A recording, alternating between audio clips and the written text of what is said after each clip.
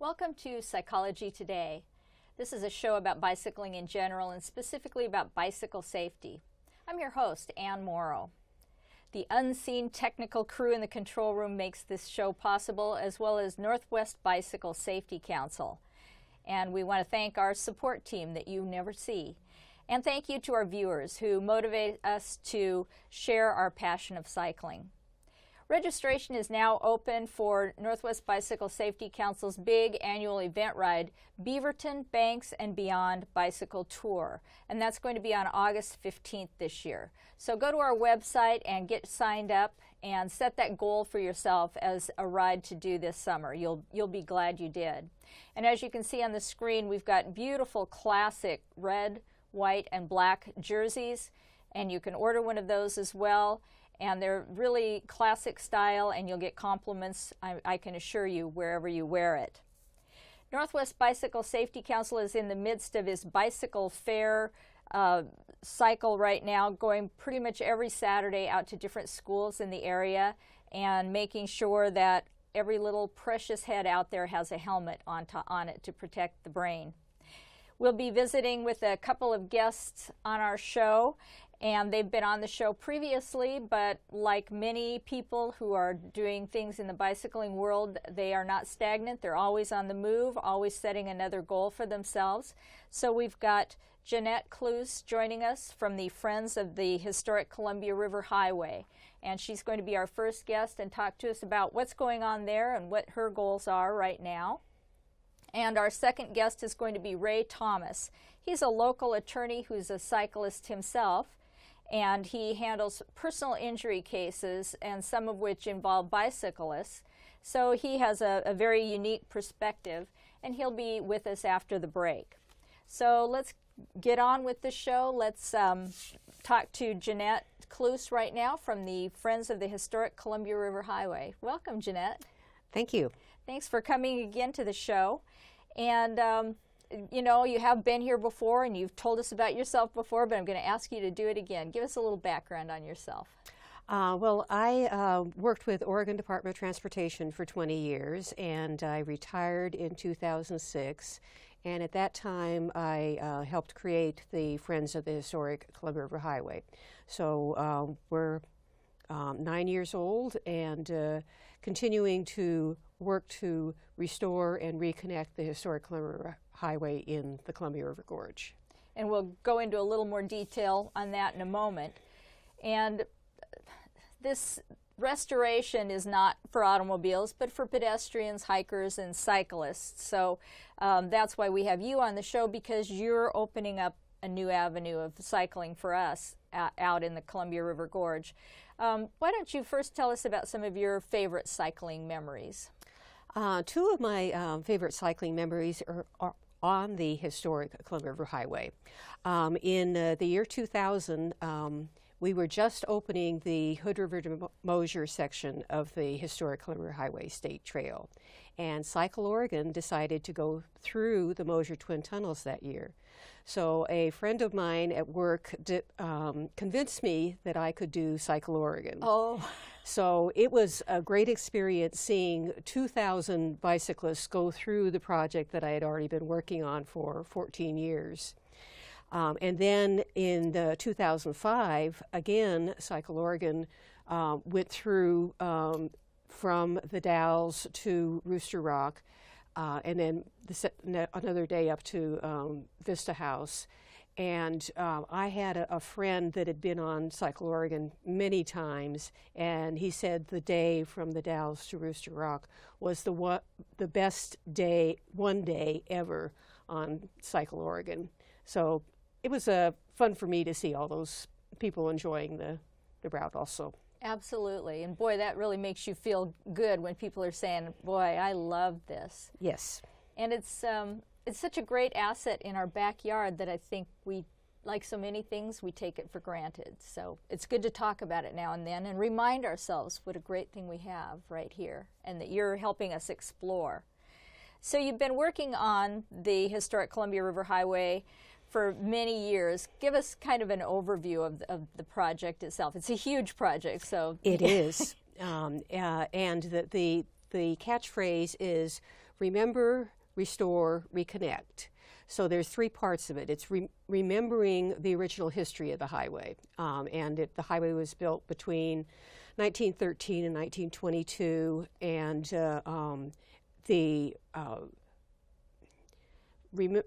so remember, restore. We are working to restore the parts that are open to motor vehicle traffic, but reconnecting those pieces that are open to motor vehicle traffic with the hiking and biking path. So it's the reconnect piece that is really the new piece for bicyclists. And so a lot of this is trying to go back to the way things were historically, trying to get those same areas. I mean, you could take a bulldozer in and just make a trail, but you're taking this. We're trying to use as much of the original alignment as possible, but also when we have to build something new, build it in the manner that Sam Lancaster would have designed it, to lay lightly on the land and to get to the beauty spots. So all of that is part of the philosophy of locating the new sections of trail. Great. And it's working beautifully so far. Why is this a passion for you? Was there some epiphany or what happened to get you going on this? What got me started was a request from state parks that I do a 6-month special assignment to develop a plan for the highway in 1986. And I really didn't know anything about the highway before that. But the highway combines my love of history, my interest in cycling, as well as my passion for photography, all into one very interesting package.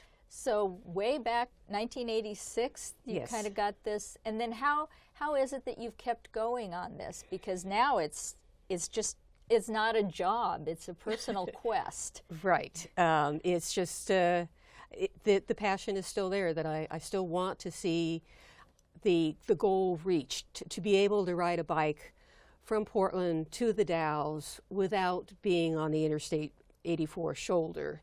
And it's still a goal out there. We're not there yet. Right. But it's very tangible. Yes. And so what has been accomplished thus far? There are 12 miles of trail that are now open. It's in 3 different sections. The one I already mentioned, Hood River to Mosier, is 4.5 miles. There's a mile between Starvation Creek and Viento, and then there's 6.5 miles between John Yon State Park and Cascade Locks. And between John Yon State Park and Moffett Creek was the most recent section that was opened. And that allowed people to be able to bike from Portland to Cascade Locks without being on the interstate. And that's a big trip for cyclists. I mean, a lot of people Yes. utilize that maybe for a long day trip from Portland or going east or west on their bikes. Absolutely. So that's important. So we're heading into the 100th anniversary in 2016, right? So Yes. sounds like party time. Absolutely. We are going to try and recreate the original dedication ceremony at Multnomah Falls next year, 2016, having fairy dancers and the Rose Court and Royal Rosarians.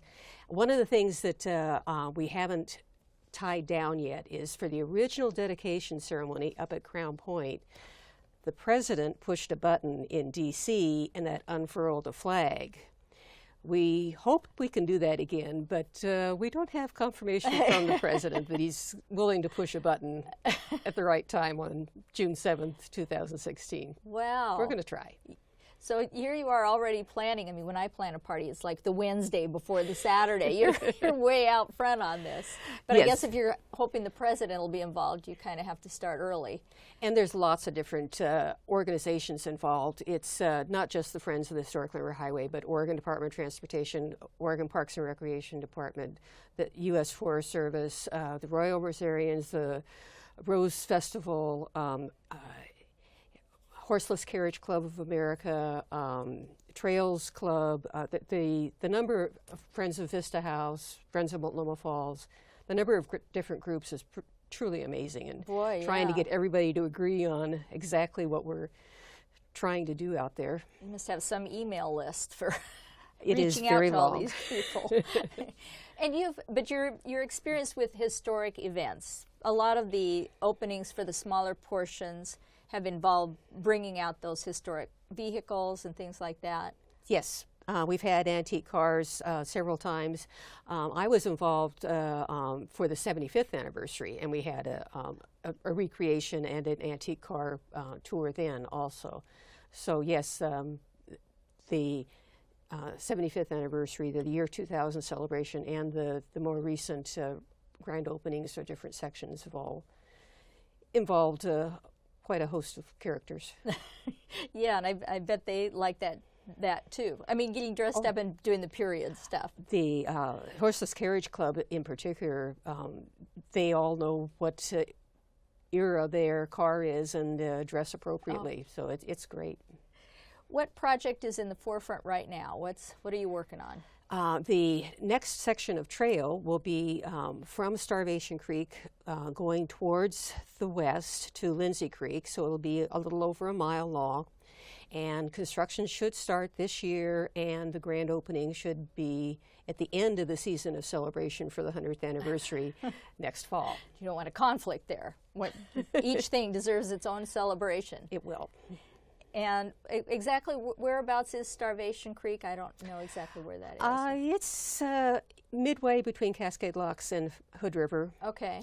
And there is another section that will take the road that goes from Cascade Locks to Wyeth and then do trail from Wyeth to Lindsay Creek. But that will be under construction starting next year, but probably won't be open until 2018. What is the biggest challenge down the road? The last section between Viento and Hood River, that's another 5 miles. And the big challenge is Mitchell Point. There used to be a tunnel in Mitchell Point that had 5 windows in it. Unfortunately, when the Highway Department widened the new freeway from 2 lanes to 4 lanes, they blasted the tunnel off the cliff, and the rock is shattered. So we are proposing to build a new tunnel back in the rock, 50 feet or more, and it'll be 3 times as long, so it'll be 1,200 feet long. So it is going to be expensive. So what all does that involve? I mean, you get engineers, I mean, the planning. Who all gets involved with this then? Well, definitely the engineers and the geologists and the structural engineers, but also the cultural resource specialists, the biologists, and the Forest Service through the Columbia River Gorge National Scenic Area management plan requirements, and the Hood River County, because the county does the development review. So it's complicated. Yes, yeah, it is. So what is your favorite spot up there in the gorge area where you're working? My favorite is Shepherd's Dell. It is a small area, and it doesn't have a large parking lot. They could probably fit 6 cars in the parking lot. But you take this nice little walk down to the waterfall, and you can stand where the mist is hitting you in the face, and you look back, and there's this lovely little arch bridge of the highway going over the creek. It's not a place where you spend hours and hours, but it's just lovely. It sounds like you probably need that moment to gather yourself and renew yourself to go again. Yes. So you've got a big event bicycle ride coming up on June 20th called the Gorge Ride. Yes. And it's how you raise some money and get other people interested in this. Why don't you tell us about the Gorge Ride? The Gorge Ride goes from the Columbia River Gorge Discovery Center near the Dalles, along the section of the historic river highway that's open to traffic that has really low traffic levels, up to Rowena Crest, where there's a beautiful view and photo opportunity. Then we go on to Mayordale, where the estate is the rest stop, and then it continues on the historic Highway State Trail through the Mosier Twin Tunnels to the Senator Marco Hatfield West Trailhead, and then it comes back the same way. So it's 38 and a half miles. One of the things that's great about the historic highway is that it has a maximum 5% grade. So even though the climb up Rowena Crest is a 3-mile climb, it's only 5%, and just you can get it in low gear and just chug on go. up. Yes. And we just saw some photographs of that area and of the scenic views. And I kind of liken it to going to Multnomah Falls, you know, as far as sometimes Portlanders have only done like from Troutdale out to Multnomah Falls. And it seems to me it's kind of similar for obvious reasons. It is, because they first looked for the beauty spots, the places that you had the views, and took the people to them. But one of the reasons we have the Gorge Ride out in that area is to let people know that there's that whole other section of highway that is beyond the waterfall section. And it is different. The whole gorge is different as you go through it. The vegetation zones are significantly different, and if you are out at Rowena Crest early in the spring, the wildflowers are just amazing. So it's you're getting into high desert out there. You're no longer in the rainforest. Good point. And Rowena Crest is just that. It doesn't have a vista point or anything like that out there. It's just that kind of, I don't know, level ground and viewpoint. It's very similar to Crown Point. Yes, yeah. Without Vista House building. House, yes, yes, right, it is. So this helps you raise money for your cause, and Yes. a lot of your volunteers will be out there at the museum area, which I think, can you go into the museum after the ride? Or? Yes, there is a discounted admission to the museum if you want to go in, and they also let us use their restrooms, both in the beginning and at the end. And for those that want to buy a lunch, the cafe puts those lunches together. But we also have at the end a free ice cream for everybody. Oh, yes, I remember that. I was going to mention that, and that is tasty before your trip back to the big city. And back again this year, after missing a year, we will have our old-time fiddlers at the finish good. also. That's always fun. Yeah. And your ride is well supported, as you've got the rest stops. And I'm sorry, what house is that again? Mayordale. Mayordale. And if the cherries are ready, which they probably will be this year. Hopefully. Fresh cherries there usually. And then down at the Mark Hatfield West Trailhead. Lots of good food and things there, so that's Yes. the halfway point. And we also, we do have a SAG Yes. if that's needed, and there are mechanics at the rest stops also if you have mechanical problems. So well supported, put on by bicyclists that know what they're doing. So With a lot of volunteers that know what they're doing also. So we'll be in good shape. So if somebody wanted to plot out a day of biking or hiking in the gorge area, what resources would you recommend that they access? I would recommend going to the Oregon Department of Transportation webpage, and they have 3 new maps that show the Historic River Highway and the Historic River Highway State Trail. And it has elevations on the bottom so that you know what kind of terrain you're getting into. But it also has all the amenities. where the state parks are, whether they have restrooms or picnic tables or whatever. So that's all available on the ODOT Historic Highway website. There's a link to it from the Friends of the Historic River Highway website, hcrh.org also. Okay, and we go to your site to link to sign up for the Gorge Ride as well. So it's all there. So I want to encourage everyone to try the Gorge Ride. It is very, very doable, and as Jeanette explained, it's switchbacks going up to Rowena, 5% grade, so even if you're not a super strong rider, it's definitely a doable climb.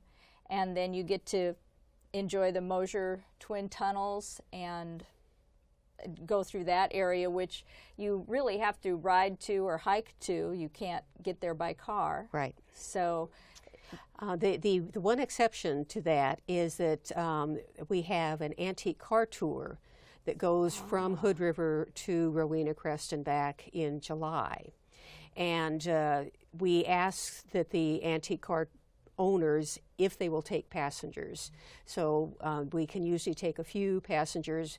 We focus them on people that are not able to walk from Mosier into the tunnels, so that those elderly or disabled people can once again experience the going through the Mosier Twin Tunnels. what a nice gesture. That's really nice, because yeah, otherwise it is inaccessible. Now we're in May right now. Are the wildflowers about done? Because we're kind of having an early year. They were about a month early this year. Yes, so they're probably mostly gone.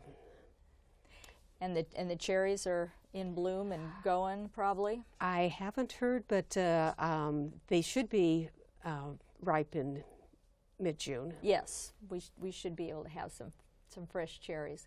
Well, thank you, Jeanette, for joining us, and I want to encourage everyone to try the Gorge Ride. Certainly we plug our own Beaverton Banks and Beyond, but the Gorge Ride is just an exceptionally beautiful event ride, and as Jeanette explained, it's well supported. And it's a beautiful way to see a part of the gorge you may never see. And I'm sure you enjoyed the photographs that were shown while we were discussing it. It's just a beautiful area to explore, and you'll be well taken care of, and you'll have a great time. So do come out for the Gorge Ride and go to the website, Friends of the Historic Columbia River Highway, which is hcrh.org. hcrh.org. Okay. So go there and link to the information about the Gorge Ride and get signed up. So thanks again for joining us. Thank you. And my pleasure. We're going to go to a video about bicycle safety, and when we come back, we'll have our second guest, Ray Thomas.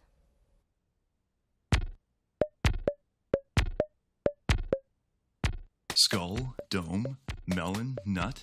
No matter what you call your head, I think we can all agree it's worth protecting, right? Yeah! When you're doing something cool like riding a bike, you'll find that hazards are everywhere. From car doors to gravel on the street, to dogs crossing your path. Yeah, even the cute ones. Crashes can happen, even to those with awesome biking skills. In a fight between your head and the pavement always wins. So it makes sense to protect your skull and the valuable gray matter inside by wearing a certified helmet. Think you look like a dork? No way. There are plenty of cool-looking helmets out there, with tons of styles and colors to choose from. There's downhill and BMX helmets, mountain bike helmets, road helmets, and racing helmets. Whatever style you choose, just make sure it's for the kind of riding you're doing, and that it's safety certified. Visit any good bike shop or sporting goods store if you're unsure what kind of helmet you need. They'll have people there to help you make the right choice. Even a certified helmet has to fit right to work properly. So when picking your size, make sure it doesn't wobble around or fall off when you nod yes or shake no, even when the straps are undone. Some helmets come with extra pads you can attach or a nifty crank to help you get dialed in. See? So once you've found the right helmet that fits you, remember the 2v1 rule. With your helmet sitting level on your head, you should have no more than 2 fingers between your eyebrows and the bottom of the helmet. The side strap should form a V shape just below your ears. Adjust the chin strap so only one finger fits under there. Like so. When you open your mouth wide like this, the helmet should still feel comfortable. Taking care of your new helmet is easy. Just keep it in a cool, dry place, away from excessive heat or direct sunlight. That's bad for the foamy stuff that protects your brain box. Clean off any grossness with a mild cleaner, like dish soap and warm water. A certified helmet will last 3 to 5 years, but after that, it's time to get a new one. And if you have a crash or are there any visible signs of damage, your helmet is officially toast. There are no accidents, only crashes, but nobody has one on purpose. So protect your brains and wear a helmet when you ride. This important message is brought to you by Canbike Manitoba, the Manitoba Cycling Association, and the Manitoba government. Have fun. Ride safely.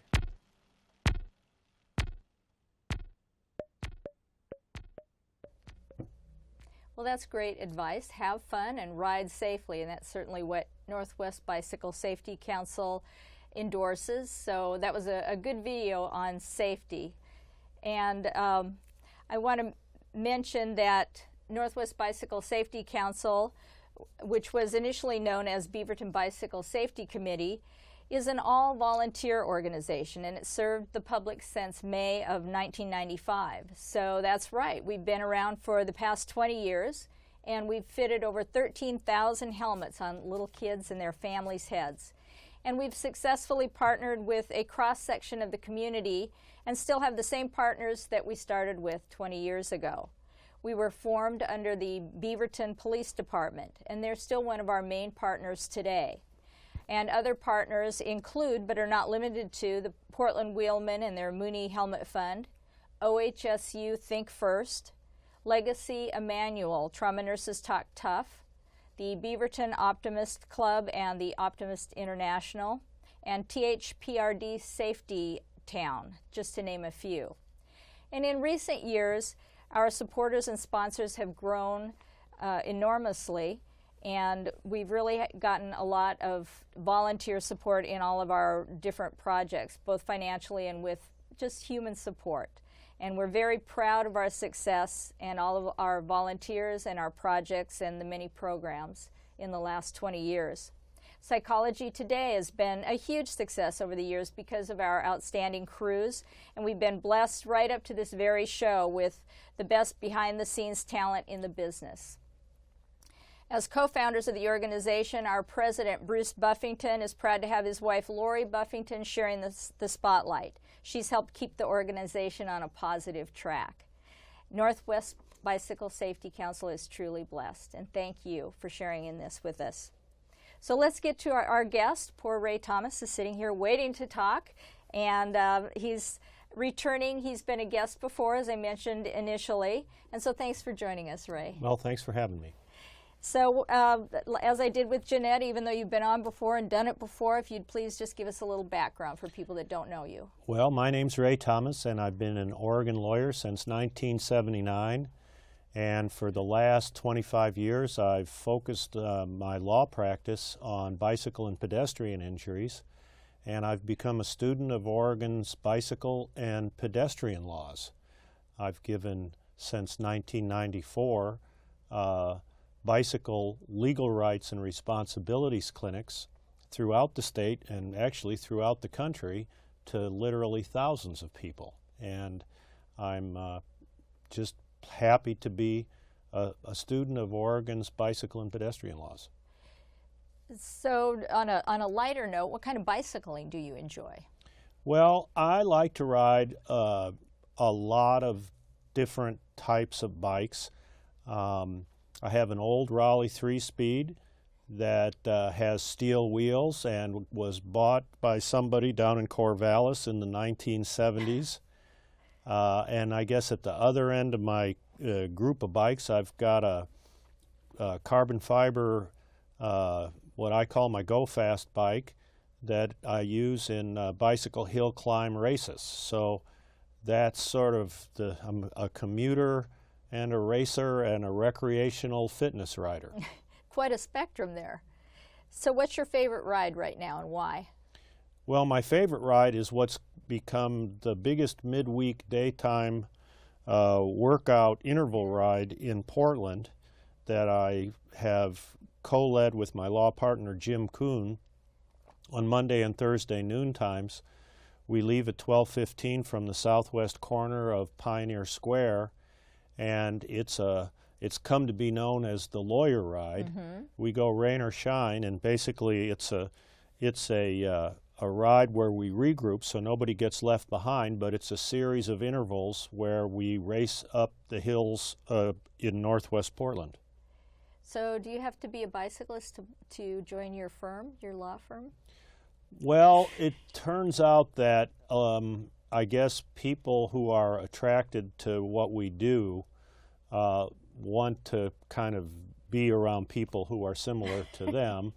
But our law firm has 8 lawyers, which makes it the largest claimant side law firm in the state. And that's not so much a testament to us, because really what it shows is that claimant side lawyers don't get along very well. So we've just managed to become the largest collection of claimant lawyers in the state of Oregon, and I'm proud of that. Well, that's something to be proud of. It really is. Good for you.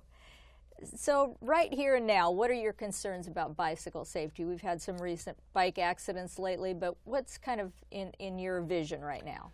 Well, I think that that's a big subject. I believe that one of the things that we need to do is to recognize that bicycle safety comes at a cost. Traffic safety comes at a cost, and folks can't expect, for example, the city of Portland to be able to provide police reports in every injury collision, investigate the circumstances and interview the witnesses in serious intersection collisions, and not give them more resources than what we presently have, which is we've got 9 traffic police officers who are on shift in any 24-hour period, and their responsibility is to cover every bit, every street, every serious collision in the entire city of Portland. And, they are going through sleep deprivation, trying to be out there for us who are involved in these serious collisions, and we just need more resources. Similarly, in the court system, people think, well, there's no consequences for people who get tickets. Well, part of the problem for that is that the state court system defunded the court system, and they had to lay off 15% of the staff. So that means 15% of the people who used to be working in the courthouse got laid off, yet Portland and Oregon's population has grown such that we're one of the largest increases in any state population in the last decade, and it's only going to get to be more people. So my view is that if you want increased traffic safety, whether you're a driver or a pedestrian or a bicyclist, what you need to recognize is that it all comes at a cost. Yeah, and I was unaware of those facts. That's really an interesting set of facts.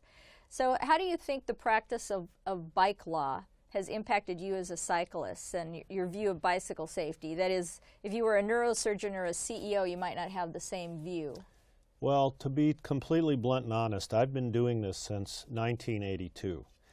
And what has happened is that I have come to associate many of Oregon's streets and intersections with the wrecks that I've seen. At this point in my career, I'm pretty sure I've seen more bicycle pedestrian collision cases than any lawyer. Probably. And so it has made me into certainly a more cautious bicycle rider, and has actually made it so that I have developed an affection for the water. And the reason is that I've never seen a bike wreck on the waters of the state of Oregon. So I have a hobby that I indulge myself in, where I go off and I like small boats, and I get out on the water, and that's my relaxation. But as far as my the effect that being a bicycle lawyer has had on me.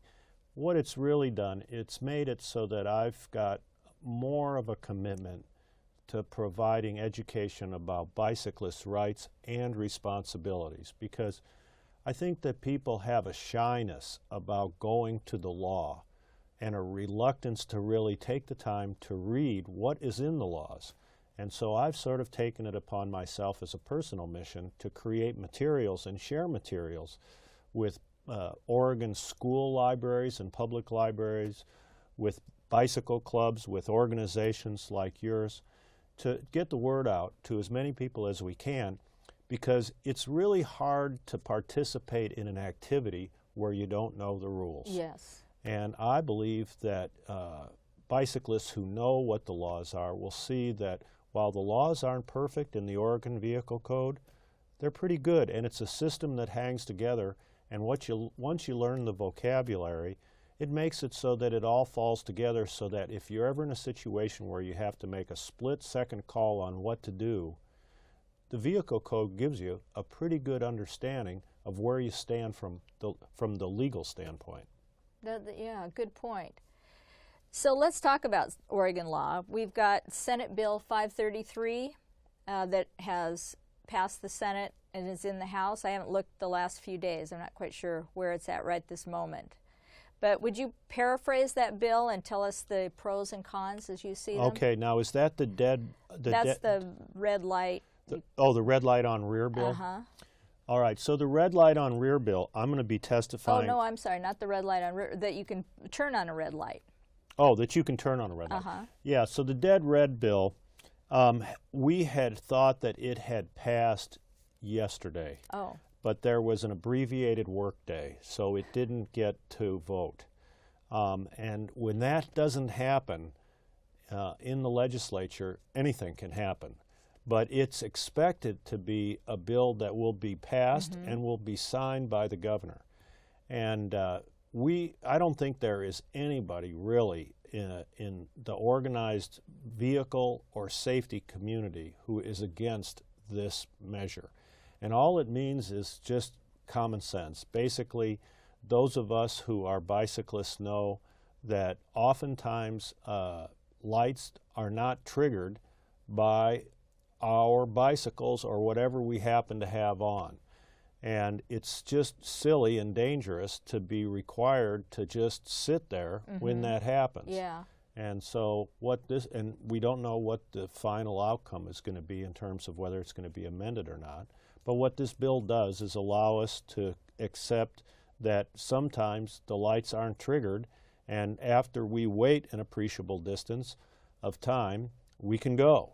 So it's not anything that is at all revolutionary, and it is not going to really change much of anything at all, in that it's just sort of accepting the fact that even our modern electronic equipment has limitations. Right. And I think some of us do that without benefit of the law. That is, we wait for a cycle of a light to go and we don't get our light.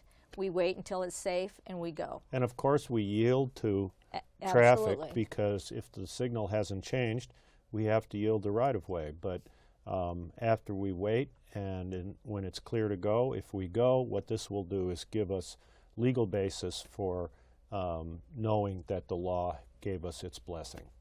Does Idaho have this law in place? I'm not sure whether Idaho has it, but it's one of those things that is a recognition that electronic equipment is not perfect.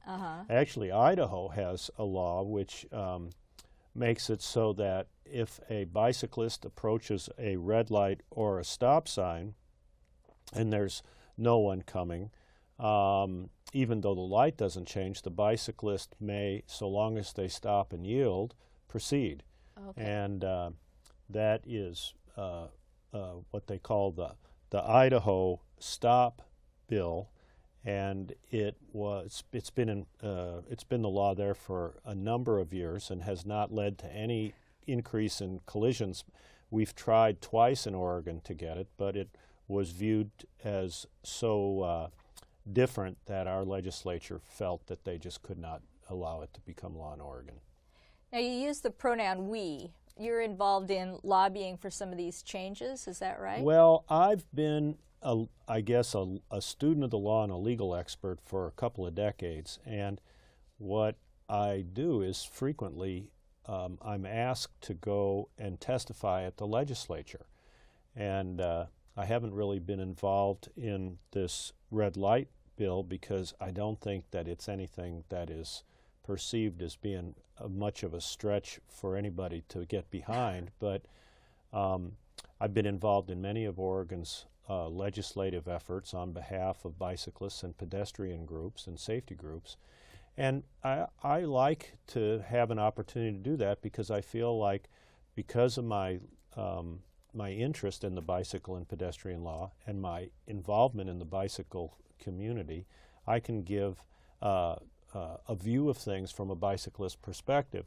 And I think a lot of folks, unfortunately, whether they're drivers on the road or jurors in a case or legislators in a legislature, have what I'd call kind of a motor vehicle centric view of things. And while they want to understand, they don't really know what it's like, for example, to be passed by a truck when the truck doesn't give you your full legal distance when the truck is going at highway speed. And, you know, sometimes you've got to talk to somebody who's been in that position to fully understand how scary it is. Right, and that can articulate it so that it's understood. Yeah. So another law is that we as cyclists are required to signal our intentions, and we have to use our arms because most of our bikes don't have signals like a car.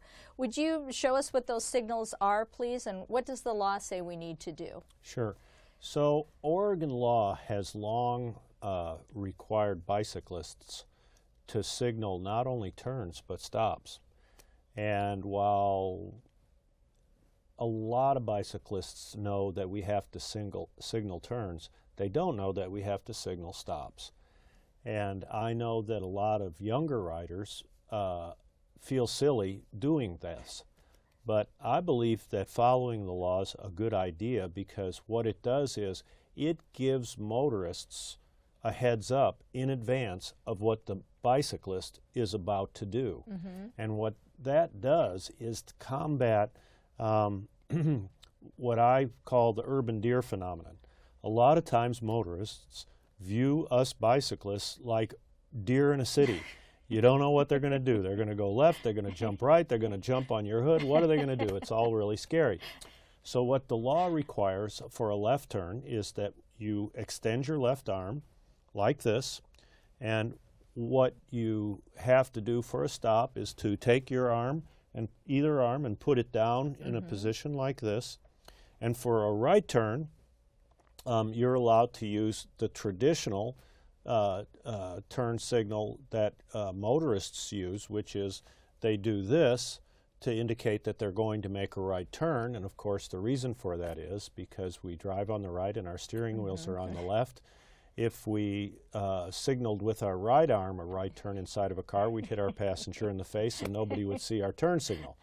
But as bicyclists, we're allowed to do this, and that allows us to make a legal right turn. We also have recognition in the law, actually, which says that if it's necessary for us to suspend our signal because we've got to operate the brakes or shift or something, we're allowed to do that.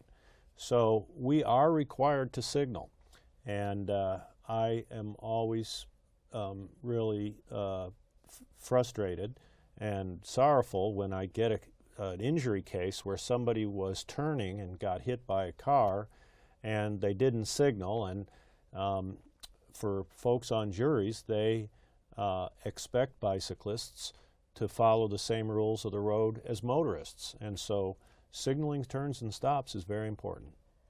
It is. So, okay. But is there a disconnect between motorists and cyclists? That is, am I hearing that motorists aren't familiar with the law, just as maybe cyclists aren't sometimes, and they don't know what our signals mean? They don't know what we're doing with our arms flying around. Well, for those of us who, like you, are involved in organized ride groups, we know that as bicyclists, we team up. And the way that we team up, because when we're riding in a line, the bicyclists ahead will see surface hazards that the others don't see. What we'll do is actually point or call out to each other about a car up, a car back.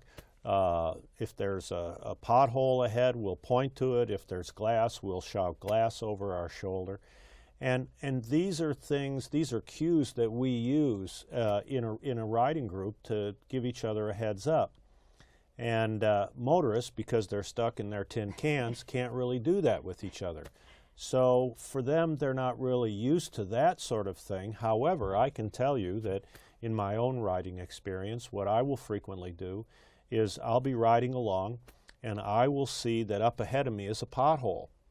And what that means is I'm going to have to move from my position next to the fog line and actually go out more into the lane.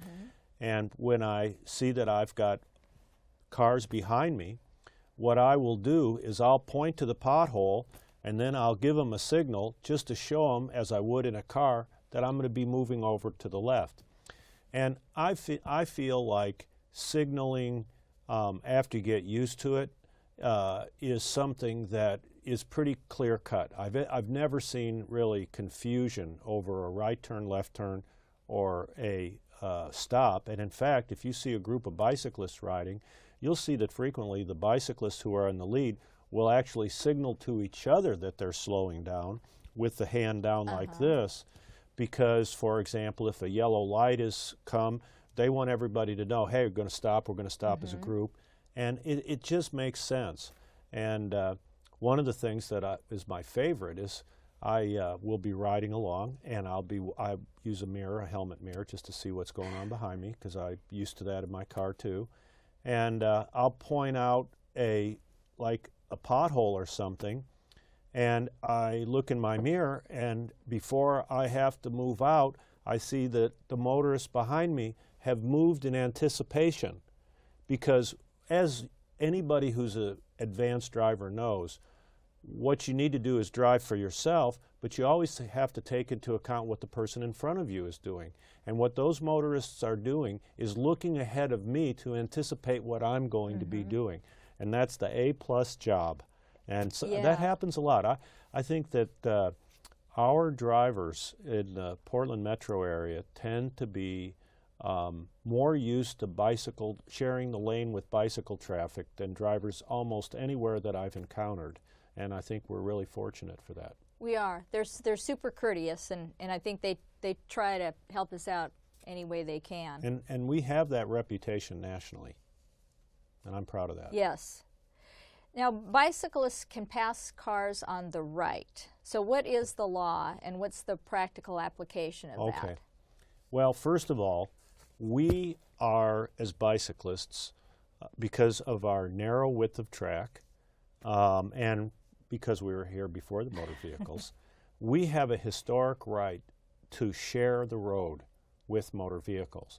And unlike any other conveyance, a baby carriage, a jog stroller, somebody on a skateboard, somebody pushing a wheelbarrow, somebody with a team of horses, because of our narrow width of track, we have a hybrid legal status, which allows us to share the lane.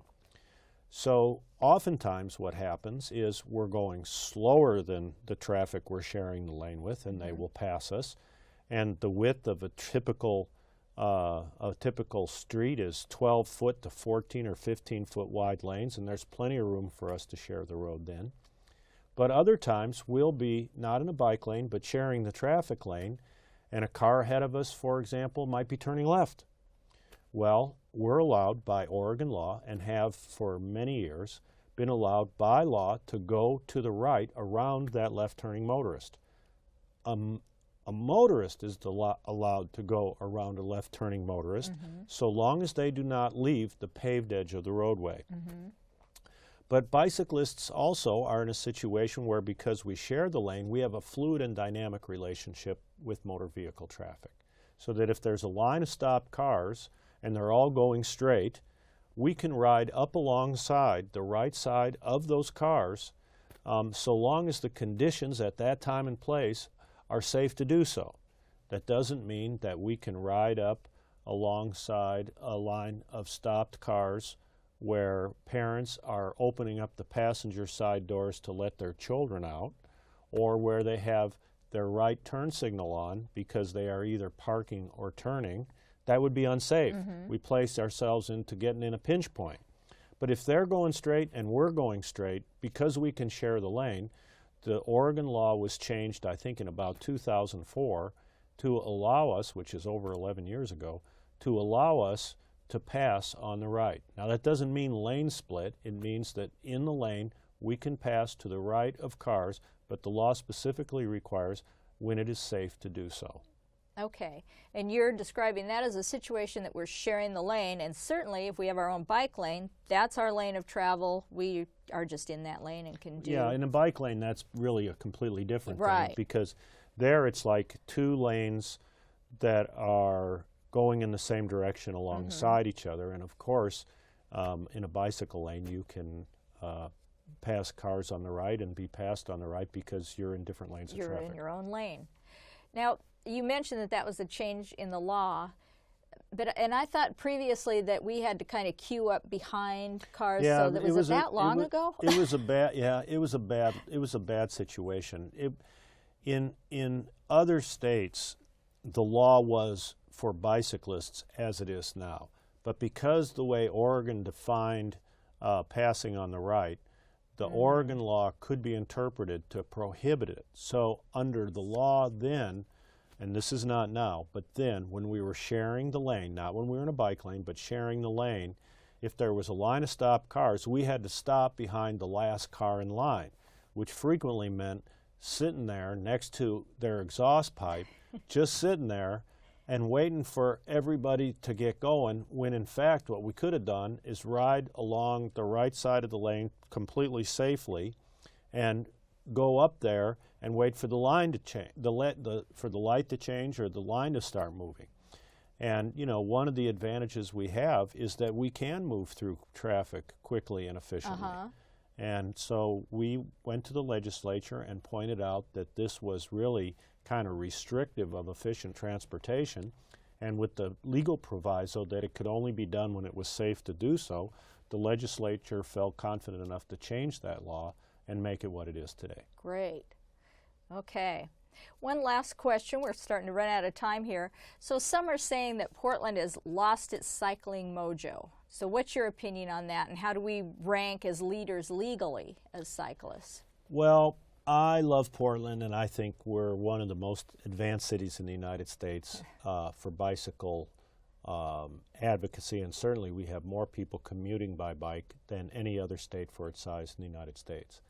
On the other hand, we can always improve, and the fact is that this platinum status was a goal that ODOT, our Department of Transportation, and PBOT, our Portland Bureau of Transportation, wanted to have to recognize those government employees' efforts to promote bicycling and to promote Portland as a bicycling community. However, the fact is that we can always do better. And the folks who are pointing out how we have not done as well as perhaps we could, I think are making some pretty good criticisms of the ways that we failed. And I'd like to say that when we receive this kind of criticism, hopefully instead of getting defensive about it, what it'll do is encourage us to do better, because we can do better. And one of the things that is occurring is that there is an initiative called the zero death goal. And the idea is to say that with Vision Zero, we find no traffic deaths to be acceptable. Bicyclists, pedestrians, or motorized vehicle traffic. And in each one of those things, they're not accidents, they're preventable collisions. And the goal for us is to look and see, how did our system fail these folks? And what it oftentimes means is that people are driving who should not have driver's licenses. Oh. And that, again, it calls for increased resources, but traffic safety is very important. So I'd like to use these criticisms as an opportunity to just get us all to work harder at being more safe and having a better bicycling city. Good points. Well, thank you for joining us, Ray. I appreciate your information, your invaluable resource, and I appreciate you taking the time to talk to us. Well, thank you for having me today. Thanks.